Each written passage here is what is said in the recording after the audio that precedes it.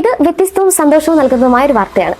ഒരു വർഷം മുഴുവൻ, അതെ 365 ദിവസവും ഒരൊറ്റ ദിവസം പോലും മുടങ്ങാതെ വിശുദ്ധ കുർബാനയിൽ പങ്കെടുത്താൻ എന്തായിരിക്കും സമ്മാനം? അതും നമ്മുടെ ചെറിയ കുട്ടികൾക്ക്. താമരശ്ശേരി രൂപതയിലെ കൂരാച്ചുണ്ട് ഇടവകയിൽ നിന്നാണ് ഈ മനോഹരമായ ഒരു വാർത്ത വരുന്നത്.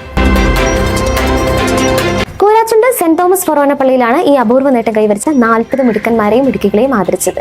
വിശ്വാസ ജീവിതത്തിന് പുതുജീവൻ പകരുക, പുതുതലമുറയെ ആത്മീയതയുടെ പാതയിലേക്ക് നയിക്കുക എന്നീ ലക്ഷ്യങ്ങളോടെ ഇടവക ആരംഭിച്ച യൂക്കറിസ്റ്റിക് ആർമി എന്ന പദ്ധതിയുടെ ഭാഗമായാണ് ഈ ആദരവ് സംഘടിപ്പിച്ചത്.